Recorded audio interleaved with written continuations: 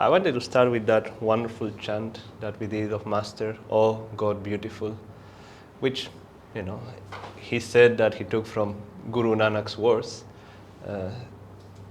Although I don't think people have been able to find exactly where, so maybe he found them in the ether from Guru Nanak, I don't know. But if somebody finds wherever it is said, that will be a wonderful thing to see. But that chant is of particular love for me. It has a particular place in my heart because it was the first chant of Master that I ever heard. And I listened to it in Master's own voice, that as we know there is a beautiful recording. And I remember it was so touching. And if you even think or try to feel this chant a little bit, you can see immediately how touching it is. And this is exactly what we want to feel in service. Oh God beautiful, at thy feet, oh I do bow. In my mind is, God, you are so great, so beautiful. There is no other option for me but to bow in admiration, bow in joy, like, wow, how wonderful. You have done everything in creation. Even though we are trying to get out of creation, still you have done a beautiful job. Even if you see these paintings, imagine being in a place like this. In this world, it will just be so wonderful. And of course, there are such places. And then in the forest, thou art green. In the forest, we can feel God's presence in silence. And the forest promotes that silence, that ability to listen, to hear the inner sounds, the sound of our own self. In the mountains, thou art high. In the mountains, you remind us of our high aspirations, of life has to go upwards. Our gaze should always be upwards. Our energy should always be going upwards. In the river, thou art restless. In the river, you teach us that we need to use our energy at all times. Restless, okay, maybe in the sense of outer activity, we can be using our energy. We have to use our energies very strongly in this world. But also, the river of life, as we know it, the river that flows in our spines, that again, that energy has to keep flowing. In the ocean, thou art grave. In the ocean, I remember that you are beyond everything, that you are expansion, that you are everywhere, and that I have to seek to expand myself also, and to become everything. To the serviceful, thou art service. I think that's what we are trying, partly what we are trying to do today, that to remind ourselves that it is again, all these qualities, it is not us. It is God serving, as Master used to say, God serving God. There's a beautiful story that I will tell you because some of you may not know, but once the monks were helping Master get in the car because his body was not doing very well. He was taking the karma of other people, and they helped him to the car. And the Master told the disciples, including Swamiji, how kind you all are with your many helps and services, And the disciples were, Master, it is us who are grateful to you for all the wonderful service what all you have given us. And Master simply said, well, it's God serving God. That is his lila, basically. That is his play. That's what we are trying to remember, that service, it really comes from the divine. It doesn't come from anywhere else. To the lover, thou art love. That again, the ability to love is not ours. It also comes from the divine. And any of these qualities that we can manifest will come from the divine. To the sorrowful, thou art sympathy. That yes, even as yogis, we think, let's go to the last line, to the yogi, thou art bliss. And I think many of us, yes, the yogi, I'm a yogi. I want to feel that bliss that comes from God. Again, it's not we create it, we receive it from the divine. And sometimes we want to say, that's what I want, that's all. The bliss of God, that's what I want. But we are still human, we are still in this body. Sometimes we will be the sorrowful as well. We'll be that sorrowful that we lost maybe a parent, a sibling, a dear friend.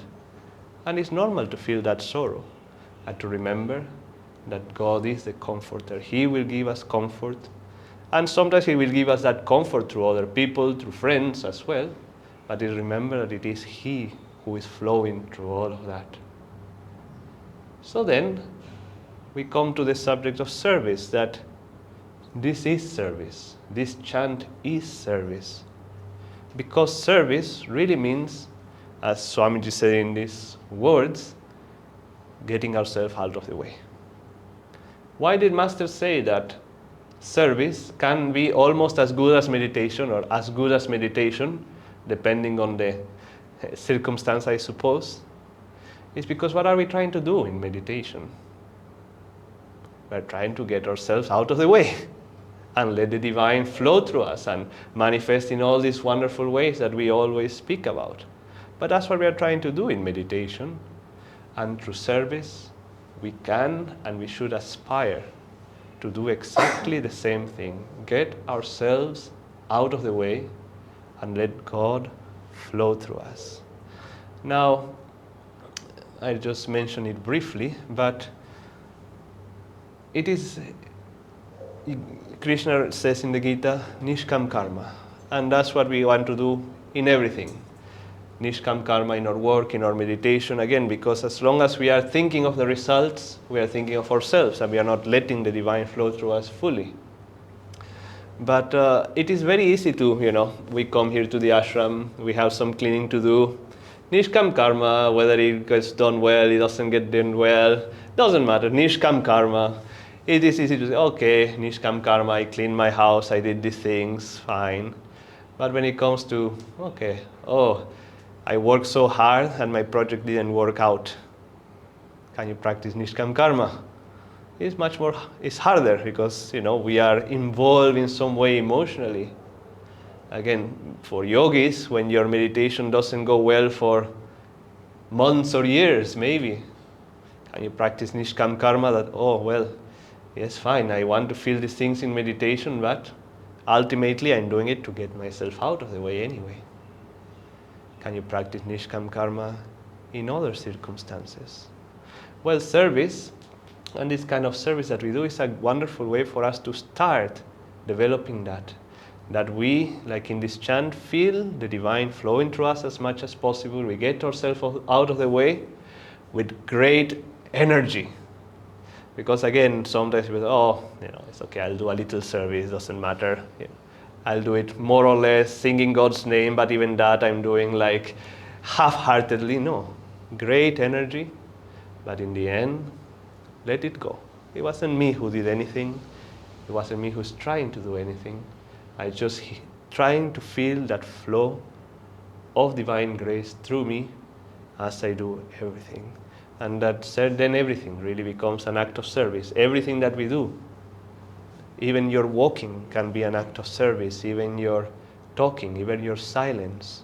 It all in the end becomes an act of service if we follow this rule of getting ourselves out of the way and letting that great power flow through us. Very beautifully, Bharat has linked the words of the chants with the meaning of service. Thank you so much. Now the question arises whether service is important. We all are on the spiritual path.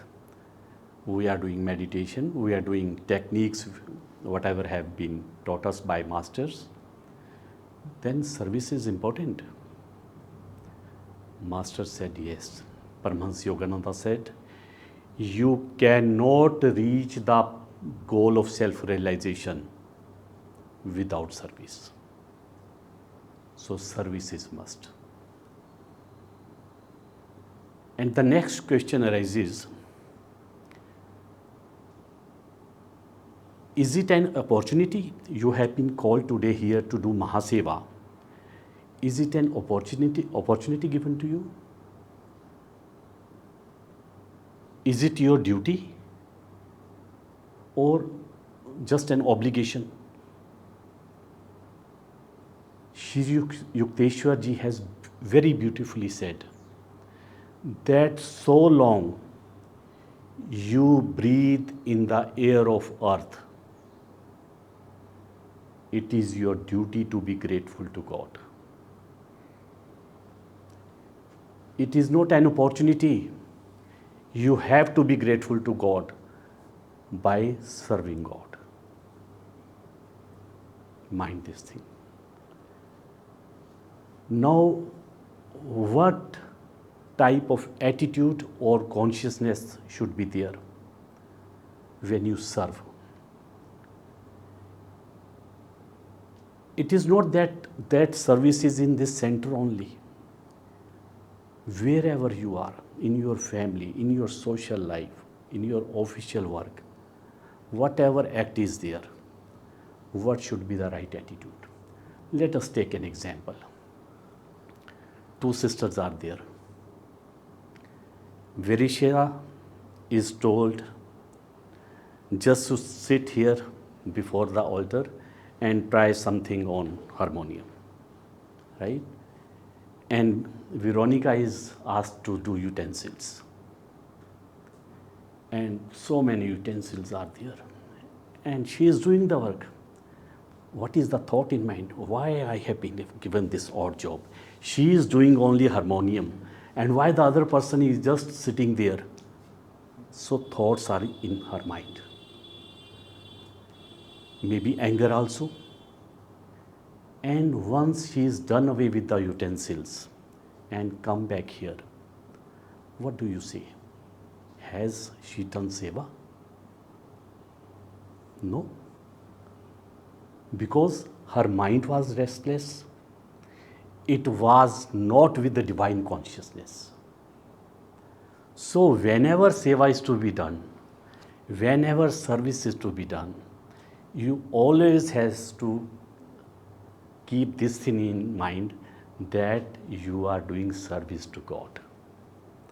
I am not looking at you. I am looking at that divine in you. Once that thing starts happening, that will be the actual service. And for that, always keep in mind that you have to work for God, you have to work with God, and you have to work in God. Only then your service, your seva will be Mahaseva. Thank you very much. I think so there's nothing left for me to speak. So let's start with Seva. I'll try and delve into how these masters told us to do Seva. Jesus Christ, when towards the very end, when he left his body, after his crucifixion in fact, he came back, and that is the time he called his near disciples. And what was the last thing that he did? Any idea?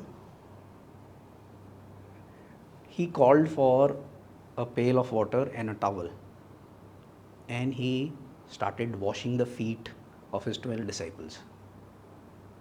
And you would think, if Yogananda ji came to us today and he started washing our feet, what would you think?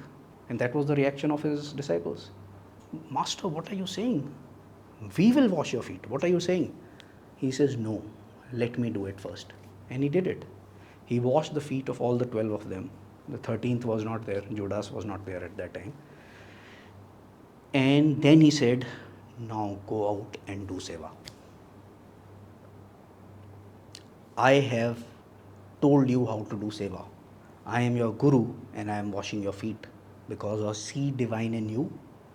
Now go out and spread the message of God. And what those 12 apostles did, we know. But this is the way to do seva. Not from a high place, I am doing something for someone. No, not at all. But what do we do? Another example from, again, Jesus' life. There were two sisters again, not you, Martha and Mary. And one day suddenly, Jesus, along with his disciples, came to their house, and they were also disciples of Jesus, and they were, suddenly he's come, oh, our master is here, we have to do something. So Martha immediately, being the practical one, went to the kitchen, started preparing food, do this, I have to prepare this for my master, I have to do this, so many of them have come, he should not feel bad, he should be looked after, I should get this. And Mary, what did she do? Suddenly Martha realized that I am working in the kitchen, I am doing something and something, where is Mary?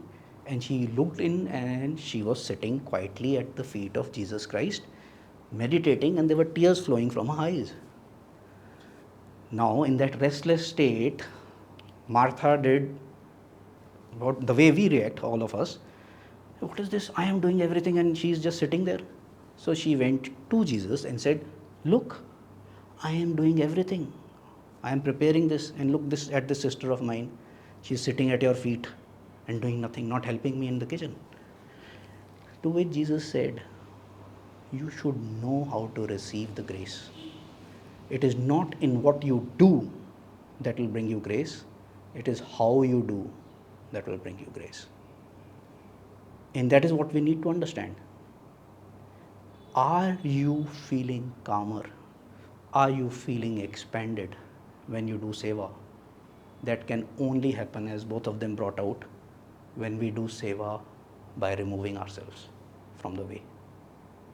And again, how? Again, Master brought out. There was a disciple of his, I don't know whether you know of it, Horace was his name. He was a spastic. And he couldn't do much. He didn't even know how to do Kriya because he was the way he was. But there was devotion in him. When the Satsang used to happen, and in the US for collection of donation, he used to hold one hat, and he used to go collecting the way you are sitting. He used to go taking with that hat, and he couldn't even hold the hat straight. It was shaking like this, and the noise of the coins used to be there, and some of the disciples used to feel, why is he doing this? It's just so embarrassing. But what he used to do, without fail, he used to be there. He couldn't do any other seva when others were doing, so he used to sit on the grass. He couldn't walk properly and take out weed wherever he could lie down. And when the disciples asked Master that who will find God in this life amongst us, so one of the people he said is Horace. And to some of the very advanced, having experiences of seeing light, going through the tunnel, and all those experiences, they said, him. But his love is too simple. And this is what Master said, God loves the simple love, because there is nothing else in his heart. He is just loving, like Nishkam Karma, that's what they were talking of. And that is what we need to do. And we need it more than ever now. I don't know about you, but the way I have been coming to the center, now I don't know how many years, 5 years? Okay, I don't know how many years. Here, and then we were earlier in 19, and then we used to have meditation group. I have been here on the path for 8 years now. And every time, except for when it was happening at my place, the meditation group, everything was done, prepared. We used to come 15 minutes before the satsang time, all the chairs done, the camera in place, the candles are there, and if I felt I needed to do seva, I went and lit the candles 5 minutes before. Seva done. Who was doing all things? Them. Bharat, Shamini, earlier Amit ji, Gurjeevan ji, and so many of them. They were doing seva. And now our, like parents, once they are taken away from you, that is the time you realize you need to do so many things. We're going to face it. They're going to Pune, and we need to step up. Not like Martha, but like Mary and like Horace. And we need to do seva not for anyone, for them. It's not me, it's not them, it's not any, it doesn't matter. They actually don't need seva. Do you think God needs someone to spread His word? He is running the whole universe. He needs my help? No way. When I do Seva, I expand my heart to receive the grace of God. You are doing it for yourself.